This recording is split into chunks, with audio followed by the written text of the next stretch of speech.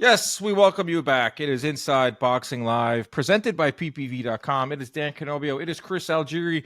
We are in your ears and in front of your faces on YouTube twice a week, and we are presented by PPV.com. If you've been following along, you know what PPV.com is. You've probably ordered a fight on PPV.com. And if you haven't, you should. Yeah, exactly. And if you haven't, you should. And if you are new here, ppv.com is the premier place to order live events, mostly boxing. They have some AEW wrestling. They have some other concerts as well, some K-pop. I know, Chris, you're really into that. And we have a live stream, and we have a live chat, and we'll never ask you for your email, and you can pay as you go. ppv.com is the best place to order pay-per-views. We'll be talking about some fights that are going to end up on ppv.com on this episode, whether it's Tank Davis and Lamont Roach, whether it's Errol Spence and Sebastian Fundora, which is being rumored about, and David Benavidez versus David Morrell. It's going to be one of those types of episodes where we catch up on some of the news and notes that we missed last week because Benavidez, these B names, man. Beterbiev Bivol. These B names have been really messing you up. Benavidez Bivol Beterbiev is tough, and they're all in the same weight class, and they all could be fighting each other. Chris, how are you? How's everything? I'm good, man. I'm tired. We had our Pro Box TV live Wednesday Night Fights card last night. Fantastic fight. Definitely should check it out. Had to go basically drive 3.5 hours from Tampa this morning back to the East Coast of Florida. Pretty much let my dog out, had lunch, my dogs now, and then went to the studio and shot live stuff for Pro Box TV, and now I'm here with you guys. And I got some short ribs. I got some short ribs cooking right now. Slow cooking in the slow cooking, so we don't have to rush through the episode. No, we're not in a rush, but I had to get them going earlier. They take a good 2.5, 3 hours. So that's nice on a Thursday. We're recording this on a Thursday. Dutch oven? Yeah, Dutch oven. It's like a. Isn't that when you fart in bed with your girl? It is. So it comes from an actual kitchen utensil or device, and it's a very heavy, sturdy pot with a lid that closes and seals, and you cook it in the oven. It's a big heavy Dutch oven. It's a Dutch oven, exactly. It's a GD Dutch oven. The Dutch, they do weird things, So. They do. We're recording this Thursday at 4:00. My Yankees play in an hour.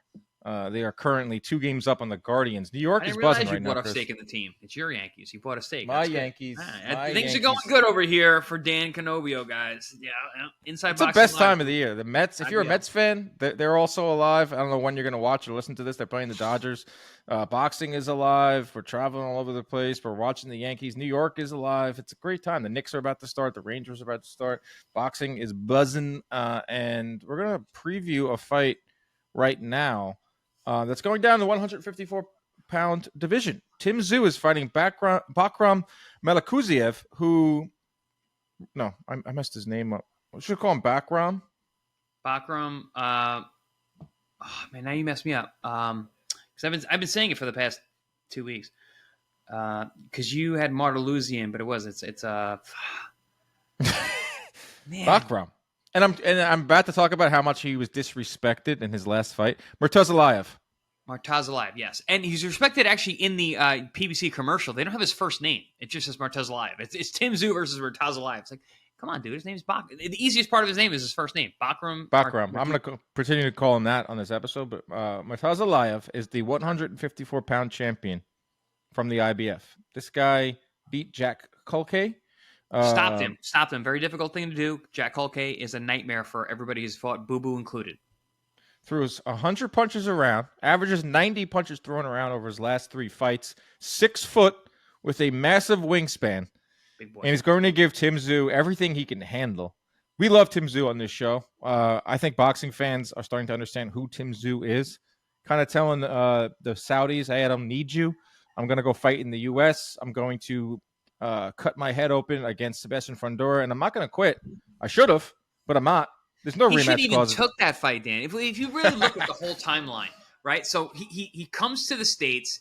We called it ZUSA, right? Remember that? We were calling it ZUSA. It was him taking over the USA market, the American market. Does his training camp in Las Vegas. Has this main event, Amazon Prime, first big fight of that deal, and he's fighting Keith Thurman. Namesake in the sport, That's right. Namesake in the sport here, right? Keith blows out his bicep. Older fighters, that's an injury that can definitely occur, and injuries happen, whatever. So he's out in a very short period of time. But Sebastian Fundora is on the undercard, and he's fighting Bohocek. Steps up into the main event position. Now Tim goes from fighting a guy who is 5'9" to fighting a guy who's 6'6", right? Something like that. Says, and a southpaw, and goes, sure, I want to keep the date. I want to do this. I can beat this guy. Great. Steps into that position, fights the main event. What was it? Second round? Third round? Catches early a on. Nasty elbow that splits his head open. One of the worst cuts I've ever seen. The doctor, who might have been high on mescaline that night, lets this fight go on. And the corner, higher on mescaline. Even higher on mescaline, goes, how do you feel? They asked their fighter. I'm good. I can go, because Tim is a warrior and allows the fight to go on. So Tim just takes risk after risk after risk, because he's a warrior and a fighter and a champion, and ends up coming out and losing into that decision. But at least he's getting back into the title contention immediately. Dude, I think he gained a shit ton of respect from boxing fans. Fuck yeah. And fighters. He might be your favorite fighter's favorite fighter. He's up there. I think Caleb Plant is respected among other fighters. I think Tim Tszyu is up there. A lot of this, Inoue, you would know better than me.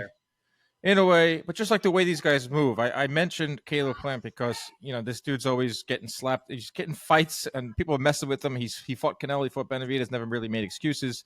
And he just seems like he's a respected guy in the division. I know that Tszyu wants to get to that level one day. I saw Tszyu and Plant doing some content for PBC.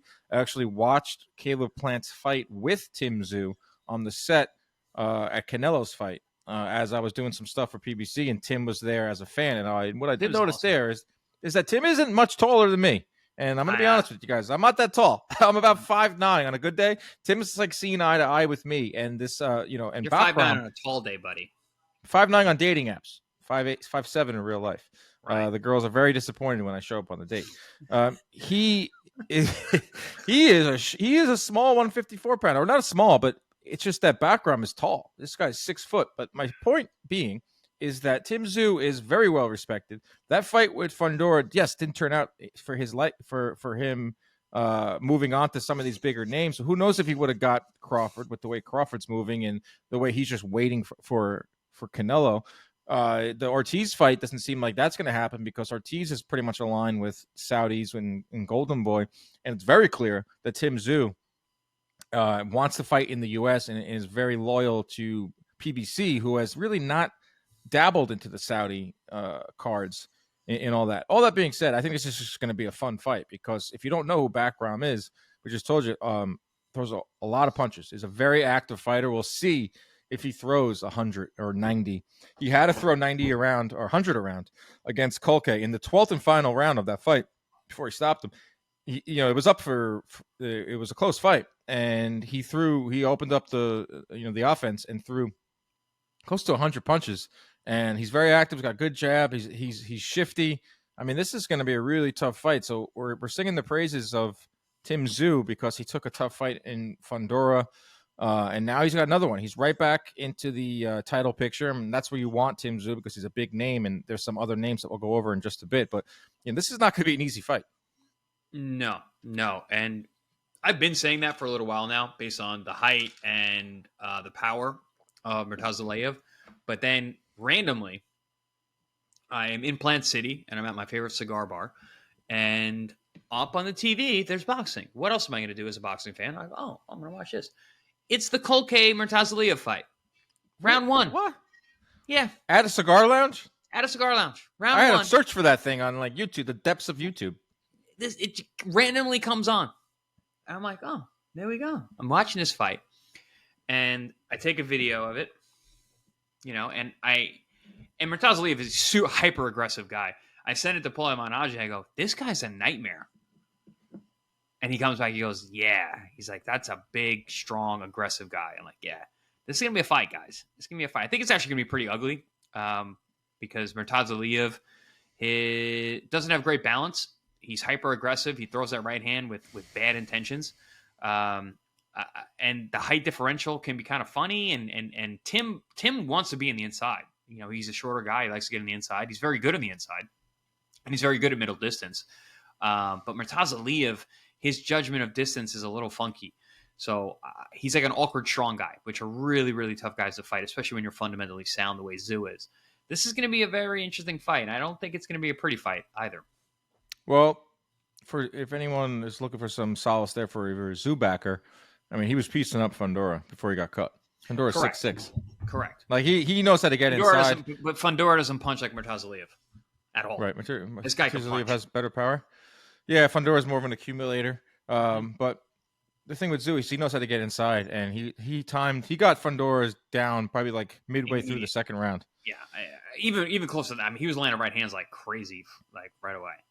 That's so crazy how his career would be on such a different arc if not for one moment where an elbow comes down on the top of his head. And now we're potentially talking about a Fundora Spence fight where I asked Tim Tszyu off camera, I was like, who do you want of all these guys at 154? Because there's so many fights. And he said Spencer Crawford. He said mostly because it's legacy and mostly because it's money. So like if he beat Fundora like he was on his way to doing, he was probably going to get that Spence fight. Or, you know, there's a chance he would have got the Crawford fight. Crawford maybe would have fought Tszyu instead of Madrimov. I think it would have been Crawford, actually. I think it would have been Crawford. Right, because I don't think Crawford wanted to fight Madrimov. Like, no one was calling for that fight. It didn't make any money. Like, everything could have changed. Style. That's just boxing. Like, things like change from one fight to the next. Everything can change. The whole who can fight who and all that. And so I think Tszyu recovered from it. My career, they were setting up Emmanuel Taylor to fight Ruslan Provodnikov, and they were setting up Ruslan Provodnikov to fight Manny Pacquiao because they were stablemates, and apparently Ruslan had dropped Manny in sparring at one point, so they were trying to make that fight and everybody get paid. And then I ended up upsetting Emmanuel Taylor because he was apparently a network darling because he kept knocking guys out. I beat him. I get the Ruslan fight. I'm obviously not supposed to win that fight. I win that fight. I get the Pacquiao fight. Every once in a while, man, things start. Yes, this is why you can never put the cart before the horse when it comes to this sport. Anything can happen. It's a fight. Something Turkey did. Turkey does consistently. He likes to do that. Sean Porter of all randomly posted a video of you yesterday from 2006 in some kickboxing competition. Bro, I watched it. You were fucking this guy up. Like, I don't know why he posted it. It was so random. He just he's very random, Sean Porter. It was. What was that on? I don't even see what that was. He didn't even say he didn't even tweet your name. He's like, damn, Chris is tough. And I'm like, who's he talking about, Chris? So I click on the link. Where is it? I click on the link and it's you with like a taper blowout fade. You're in some like pants. Wow. My guy just sent me this. Chris is no joke with the martial arts. And you click on the link and it's Chris Algieri versus Rimat Mirzakalebov and Manny Reyes Jr. World Combat League. Renat. That guy, he was a Taekwondo world champion. World Russian. Combat League. You were on, what team were you on? New England? I don't even remember. It was somewhere weird because it was weird. It was somewhere. It was like Arizona or something. It was like Southwest or I don't even remember what it was. You were in that was similar to what was that that boxing thing where you fought on a bowl where there was no knuckles of the glove were not there. I know what you're saying, but it also kind of looks like the Karate Combat setup. Yeah, it was similar to that. It was like it didn't go on anyone. It didn't go on your record. It was like a team thing. You fought for one round. This guy was not ready for your hands because you fucked him up. Well, he kicked like a motherfucker. He broke my nose in the first round. Yeah, your nose broke. Yeah, broke my nose bad in the first round, and the ref kept stopping it and being like, "We're gonna stop this fight." And I was like, "I need to knock this guy out." Yeah, it was like 90 seconds of a bloody tornado. Yeah, you were letting those hands go, but I don't know who sent that to Porter. I don't know why he tweeted it. Very random. Yeah, that's the first I'm hearing of it. Yeah, that's a tangent we just went on. You should go watch that. That little thing was good. It was not a good style for me because it was so short, and I was always a distance guy, even when I was kickbaxing. But I made a lot of money, and there was no money in kickboxing. So like that's why we all did it. Like we were just like, you go where the money is. If there's one promoter that's actually paying, so yeah, exactly. Back to this Bakhram when he beat Kolke. I was reading some notes put together by Lee Groves, who does CompuBox notes for us, and he was saying how Kathy Duva manages and promotes Bakhram.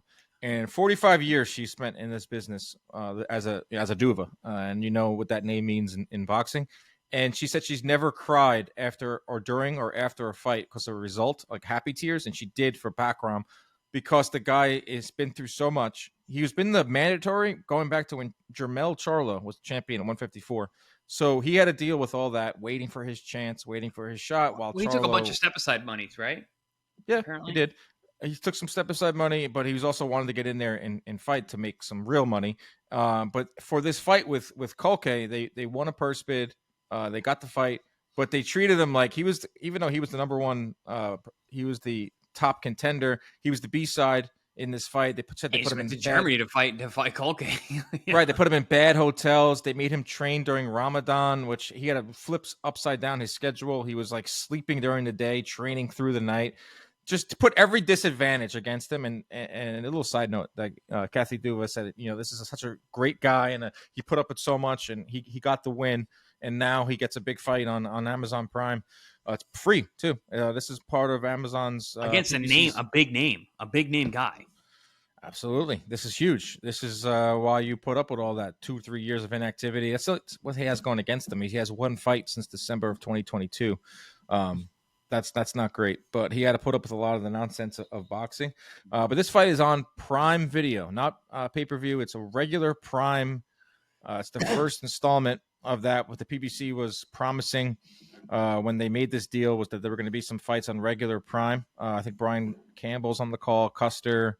I believe Keith Thurman is going to be there calling the fight as well. So we'll be interested to see how it looks on regular Prime. That's a pretty cool part of this, but I like it. The DraftKings odds, tricky. They are. I think it goes over. I think this is a 12-round fight.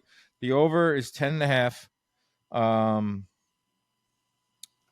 Minus 105 for over 10.5, which I think the one that I really like here, Chris, is Tim Tszyu by decision is plus 220.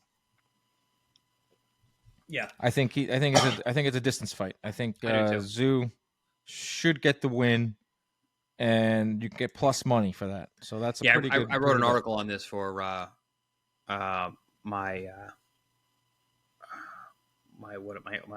column. Boxing scene? No. Algeria School of Thought on Pro Boxing. Yeah, isn't that on Boxing Scene? Oh yeah, it's on Boxing. That's right. I forgot that Boxing Scene is connected to Pro Box TV now. But I just wrote an article on this fight in particular, and my prediction was a decision distance for Tim Tszyu. And you get that plus 220 if you believe that Bakhram could win. It's huge odds by decision. Plus 900, and that would be quite the upset if you believe that he can throw 90 to 100 punches around. If you believe he will throw 90 to 100, I don't think he will. We've seen this. Terrible bet. We're sprinkling. I mean, I sprinkled some money on Beterbiev by decision, which I did not think was going to happen, and it did. And fortune favors the bold. So if you believe you want to throw a couple hundred on, or whatever you feel comfortable betting on DraftKings on Bakhram by decision because of his size. His power, he can punch. Power, toughness, activity. Go right ahead. The safe play, and usually a safe play will get you minus odds, but the safe play in this case is Tszyu by decision. That's plus 220. So I'll probably be putting my money on Tszyu by decision at plus 220, and I also think it goes over. That's a pretty good card. They got Yoenis Tellez on the card. I've called a few of his fights for MVP. He knocked out Sergio Garcia on the Spence Crawford card, and he's had some big knockouts. This guy has heavy hands, 154-pounder. That's over on Prime on Saturday night. Now, looking at the 154-pound picture, Chris, we have Crawford, that's the WBA champion, who has just took some type of step aside to not fight Fundora. Fundora is the WBC WBO champion right now. Bakhram is the IBF champion right now. Then you have Madrimov, you have Tim Tszyu, you have Virgil Ortiz, you have Boachuk, you have Charles Conwell, you have Abel Ramos, you have Errol Spence potentially 154. This is one of our favorite divisions, and now Tszyu can, with the win, is the IBF champion, and he joins Crawford and Fundora as the champs. With these other names in there, now we're looking at a bona fide division here. Yeah, I mean, this division is awesome. There's so many young, talented guys, and it just seems I get the feeling that they're going to fight too. It's not like 135. We've got all these undefeated champions who are across the street and are apparently unwilling, quote unquote, to fight each other. I think these guys are going to fight. Who's that? 154. I think all these guys. I think all these guys that are in this weight class are actually willing to fight each other. Except for Crawford. And it's possible to make happen. Except for Crawford. Well, I don't even consider Crawford in this weight class. Crawford's right? He's just hovering in it. No. Crawford's at super fight status. He's going to go fight Canelo or not fight any of these guys. I don't consider him like an active, regular style, regular type fighter at this point. He's above the clouds. Yeah, he is, like, skill-wise, but I don't know if he is, like, money-wise, but now he's got Turkey with him, and who's kind of subsidizing his career because, the fight in LA didn't make any money. And that's been the knock on Crawford his whole career. It did not make any money. It lost a ton of money. That's a difference. Well, yeah, I was there. Not making money and losing a ton. I was out there, and I could not believe the lengths they were going for some of these events, these public workouts in the Santa Monica Pier, unnecessary. A press conference at the freaking Chinese theater where they hold the Oscars. Awesome for me to show up and get a free lunch. But, that's millions of dollars. Anyway, Crawford is technically in this division, and we'll see what he does. If he does not get Canelo, then he should look towards a Tszyu, because a Tszyu is a big name. He comes with a country behind him. He comes with a title now. You can unify Crawford because Fundora is fighting Spence. We learned that last week, is that they're in deep negotiations. That's something we predicted on the show and something that I thought was going to be. So there's little pushbacks. Samson Lekowitz is saying that they're waiting on what happens this weekend because they might just skip Spence and go to Tim Tszyu, which is going to keep waiting until the year's over. If anyone's listening for real, that's not happening. That's a bait and switch. It's Fundora Spence, guys. It is going to be Spence. Yeah, it's supposed to happen. This is a misdirection. That's all. I love this division. Even like the contenders. I mean, you have Madrimov, who they're young. I like that. I like they're young. Right, Virgil Ortiz, very young. But Sergey Boachuk is fighting Madrimov. Did you see that on the undercard of? Is that the undercard of Fury Usyk? Yes. That's awesome. Charles Conwell is with Golden Boy. I hope he gets a shot. I hope he gets in the mix. He's so good, but he has zero profile and has zero push. And Abel Ramos had that weird loss. Abel Ramos to Hammer. Erickson Lubin should be in this list too. I left him out on accident. I had Abel. He's not even in the list. That's weird. Lubin is not in the top 10 of Ring Magazine. Not that Ring Magazine's the end all be all, but they have Mendoza 9, Bakhram 10, Conwell 8, Ramos 7.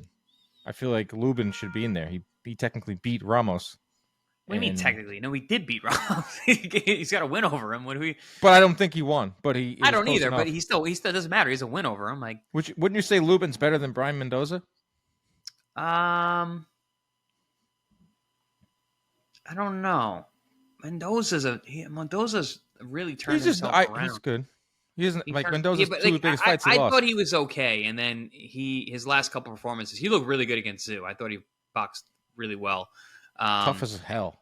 And then after seeing Boachuk and Virgil Ortiz, and then you see Mendoza, I think he took that fight on short notice, didn't he? Yeah. Yeah. Because he was training with. He was part of he was literally training side by side with. I forgot who. He was ready to go. He was like, UFC does that. He takes Boachuk fight on short notice, goes 10, gets beat, gets dominated for sure. Never gets hurt, never gets dropped. Virgil Ortiz fights Boachuk, gets dropped twice, and is in a tooth and nail fight, gets the decision, which is debatable because a lot of people are arguing that he didn't win that fight. I think Mendoza, a lot of his fights, a lot of his even his losses, in hindsight, you look at and you're like, this guy's actually really good. Yeah. So it's hard to say. It's hard to say. Lubin just isn't active enough. Doesn't have enough big name wins on his record for me to have him even ahead of a Brian Mendoza. One of my favorite divisions, one of our favorite divisions, 154, and Tim Tszyu is back. That's good for boxing. If he picks up a win, he'll be a titleist. That's also good for boxing. And then hopefully we can get more of these unifications going, whether it's a Fundora rematch with Tszyu, if Fundora gets past Spence in the mix, Crawford in the mix. A lot of big names, fun fights. Hopefully it all happens. IBF 168-pound vacant title on the line this weekend versus Skull versus Shishkin. If that fancies you, you can watch that. I don't have anything on that besides that's it. I have Skull versus Shishkin. IBF is just wild with their rules. Like they already want to strip Beterbiev, or they want Beterbiev to fight a guy I've never heard of. They're just notorious for this. They stripped Crawford. They stripped Canelo. They don't give a damn. They have their rules. They're willing to die on such weird hills. In one way, I respect them because a lot of these organizations just bend the knee to Canelo or they bend the knee to all these other guys. IBF's like, nope, we have our rules, and it might cost us money and it might give us bad press, but the rules are rules, boys. I think Daryl Peoples is the president of that organization, and they're trying something different. That's yeah, they are. I mean, they have their rules and they're sticking to them. So, you can't be crying for more organizations to have a certain set of rules, and then when they do it, you can't criticize them. So Skull versus Shishkin for 168. I don't know what that does for you.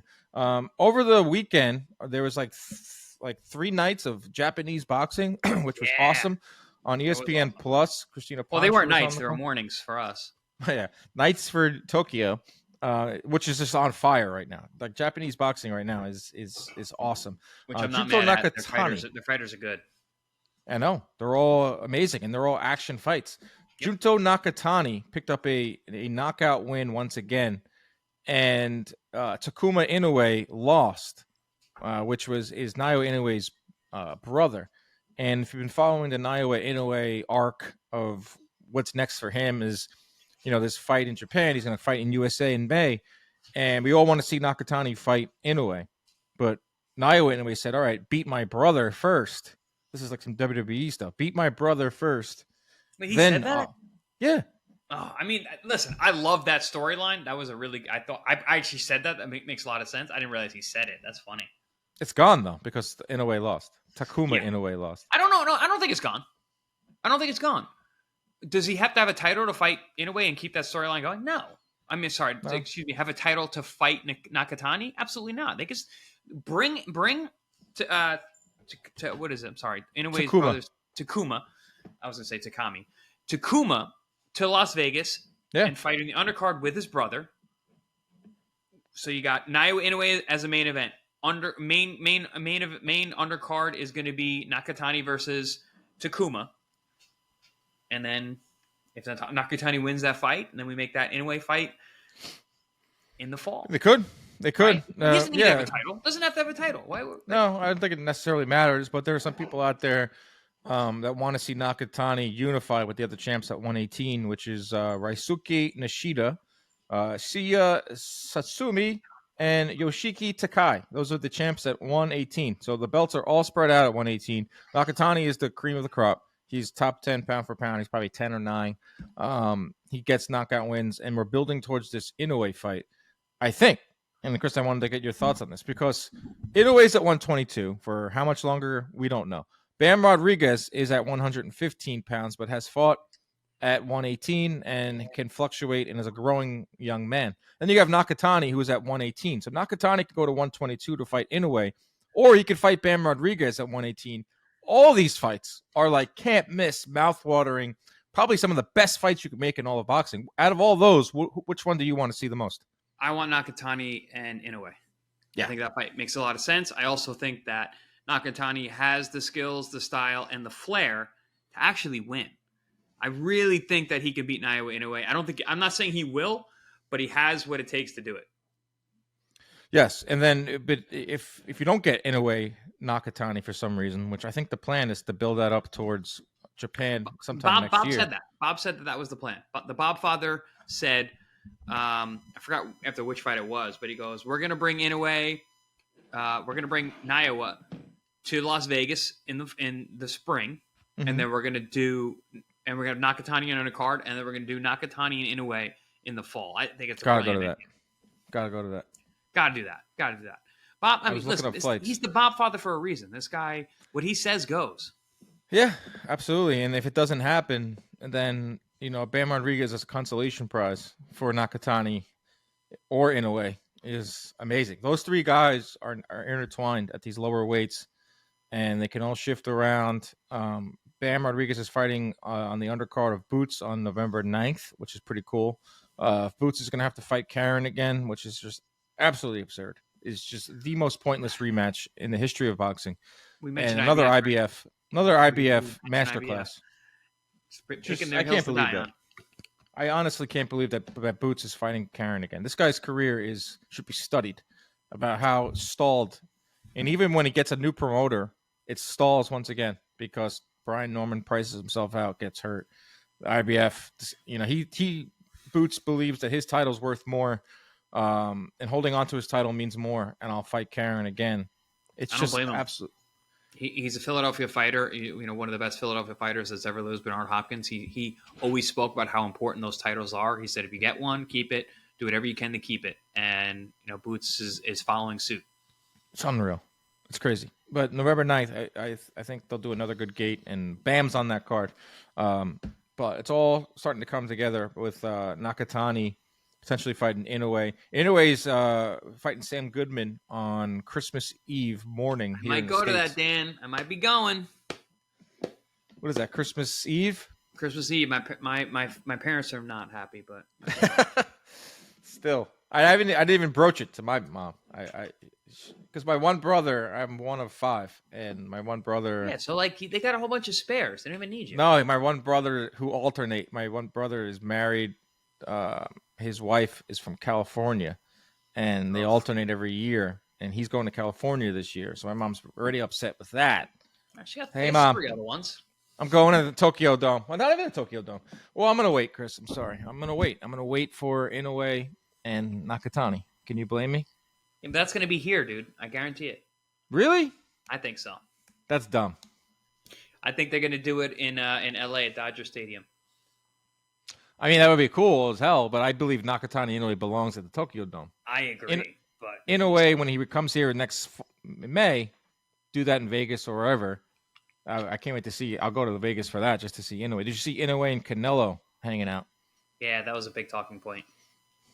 That was pretty cool. And Canelo had a fighter on the card. I think he got. Is that why he was there? I was wondering. I thought he was just going there to not that he needs any more press, but I thought it was cool because every time I talk to Canelo and I ask him these questions, like who's your favorite this, who's your favorite that, what's your top 4, he always mentions Inoue.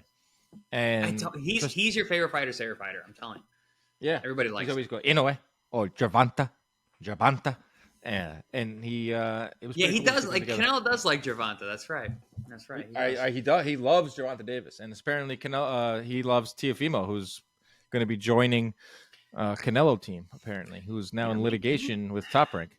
I think Canelo and us have very very similar tastes in the fighters that we like. What do you think of Teofimo in litigation? You were in litigation numerous times. I don't know how much you know about it, but apparently he's saying there's some type of loophole in the contract where he should be free. He's not fighting the rest of this year, which is a bummer. I almost guarantee there's not a loophole. This is Top Rank. Almost guarantee it. And I've been in litigation, as you said, with much weaker promoters, much less savvy promoters, and it's very very difficult. Clyde. I got Bonnie and Clyde right now. If anybody wants a 65-pound pit bull, hit me up. So how does that work? You rescued a pit bull during the hurricane, and now how long do you have it for? Fostering. So I gotta find her a home. So that's my job now, taking her on. So indefinitely, you have this dog indefinitely. Yes. Yeah. Until I don't want to bring her back to the shelter because we had the hurricane 2 weeks in a row. So the shelters were like super flush and overpacked with dogs.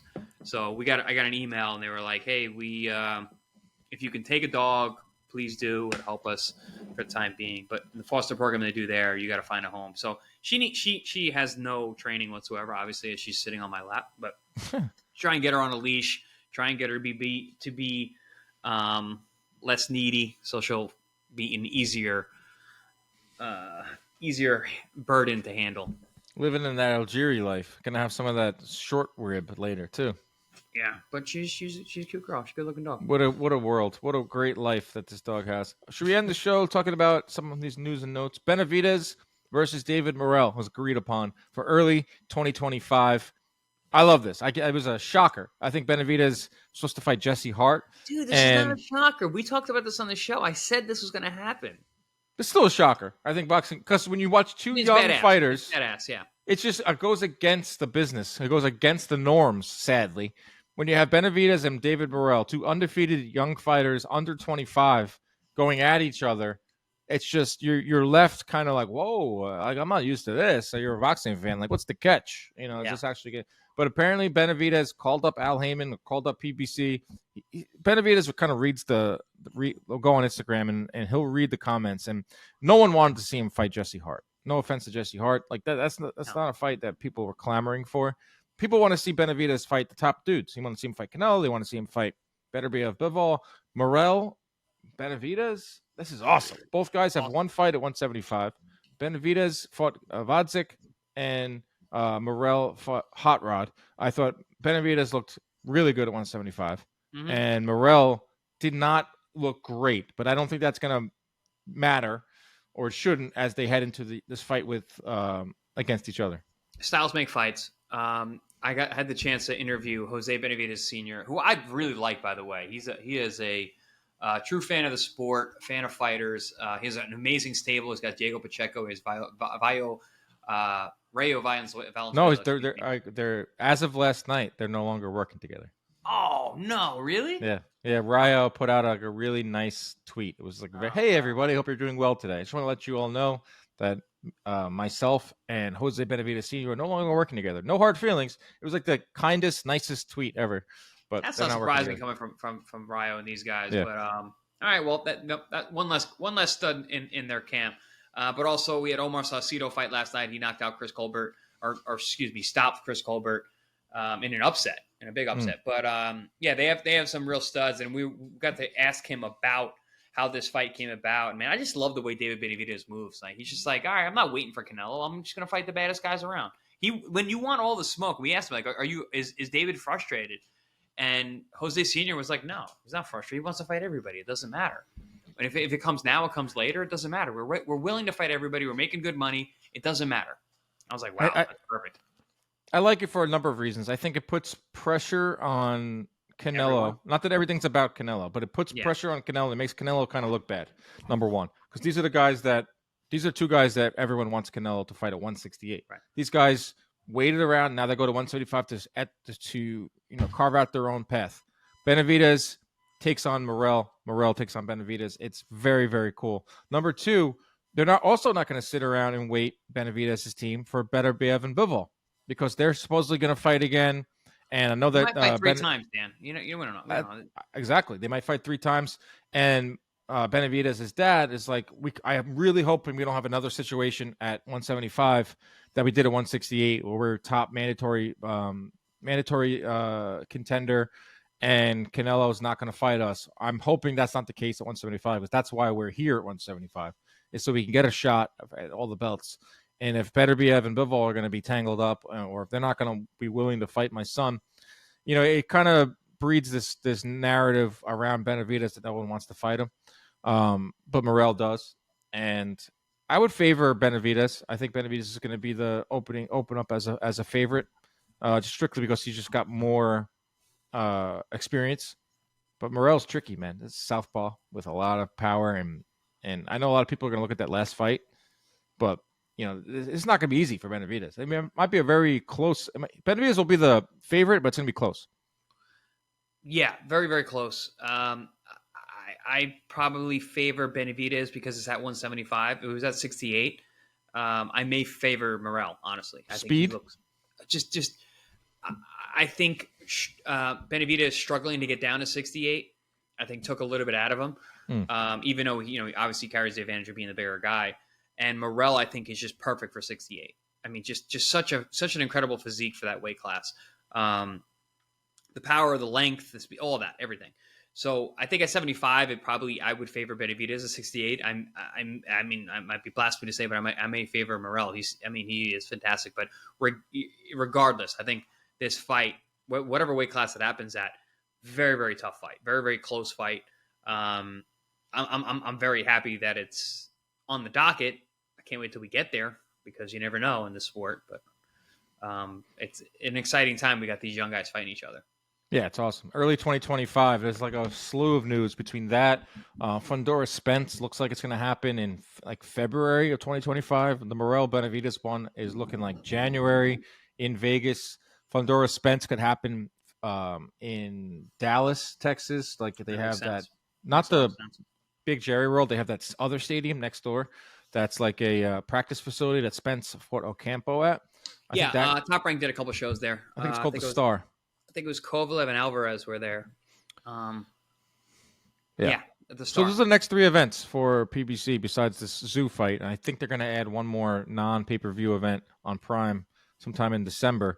But you get Tank and Lamont Roach in December. You're going to have Benavidez Morrell in January, and you're going to have Fundora Spence in February, which is a pretty cool 3-month stretch there. Tank versus Roach card is starting to fill out. Fulton Figueroa 2 at featherweight. I like that fight. I mean, I wish it happened sooner, but I think it's a good fight. I definitely favor Brandon. It's an action fight. That's great.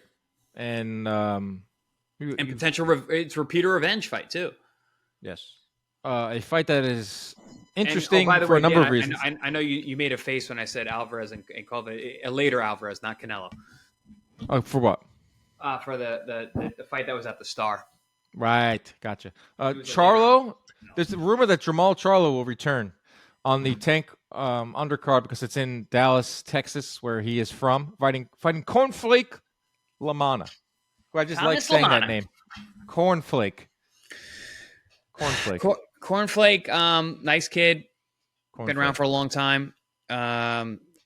Doesn't have a good track record when he steps up. Bro, I remember that he got punched on the neck by Arizona Lara and went night. Only collarbone KO I've ever seen was by Arizona Lara in about 17 seconds of the first round. Cornflake. Navarrete, you see this? ESPN announces on December 7th. This is a doubleheader. Emmanuel Navarrete, Oscar Valdez 2, Rafael Espinosa, Robesi Ramirez 2. Doubleheader, regular ESPN. Sick card. One of the best cards of the year, honestly, on ESPN. I was supposed to work this card. I had to turn it down. I have to do a card for Pro Box. They get first dibs, but it's still fun. I love this card, man. It's at the Footprint Center in Arizona, which is a hotbed for boxing, and this is a Mexican celebration. I mean, this is 4 Mexicans in the main event, the co-main and main. They got Emiliano Vargas on the card. They have the heavyweight. Why is his name slipping my head? Richard Torres. Yep. I mean, this is. It's basically the same card that we just did for Mexican Independence Day. We were in Phoenix for that. It was not Mexican Independence Day. It was the week after. Excuse me. It was Richard Torres fought. Emiliano Vargas fought. Munguia fought. I mean, it's just incredible turnout for that fight, and it's going to be the same for this one.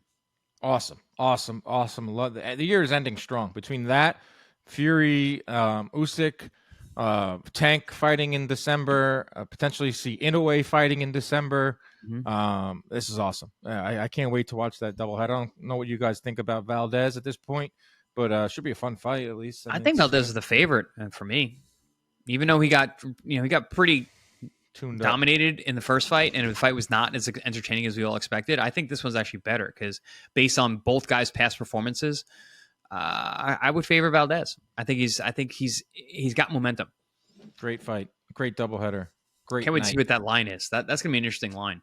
Yeah, it's not on DraftKings yet, but it will be. I hope everyone enjoys their weekend. I hope my Yankees clinch and we head to the World Series for the first time since 2000. and 9. I'll be watching Tim Tszyu in action. Dan, what's your over deal with on the Yankees? Prime. Like, do you get like a percentage of like all the hot dogs No, sold in bro. the arena? I Do you wish. get like a ticket sales? I know you No, say you're it's the Yankees other way around. I actually pay a lot. I've been waiting for both to go hot dogs watch them. and the seats. I pay for this. The playoff tickets are crazy. I pay expensive. I pay top dollar for the seats, and they get my money on the hot dogs. And they don't even know I exist. Aaron Judge, like, remember that classic line from Bronx Tale? They don't know you. Like, he doesn't. Mickey Mantle doesn't pay your rent. Mickey Mantle doesn't know who you are. Aaron Judge has no idea who I am. Maybe he watched one episode of John Boy and maybe saw me. But I just do it for the love, bro. Boxing is I love boxing, but baseball's You know what? I don't know. love. Aaron Judge might know who you are, dude. He knows who Jimmy and the John Boy guys. His wife watches their show, which I thought was pretty cool. Our former employer, John Boy, they're killing it right now because all they needed was the Yankees to go on an extended run, and like they start making more and more money with sales and viewers and all that. Like, I always wondered what it would look like if the Yankees made the World Series at John Boy. Now I'm watching it from a distance, and I texted them the other day. I said keep killing it because I know October takes a toll on those guys. Yeah, but Yankees are back, baby. Boxing thriving. Tim Tszyu this weekend. I like Tim Tszyu by decision, and you like Tim Tszyu by decision as well. I agree. Agreed. All right, everybody. Enjoy your short rib, Chris. Everyone have a great weekend. We'll be back Monday to wrap it all up and break it all down once again. Protect yourselves at all times. Keep your hands up. Stay out of those DMs. Good night.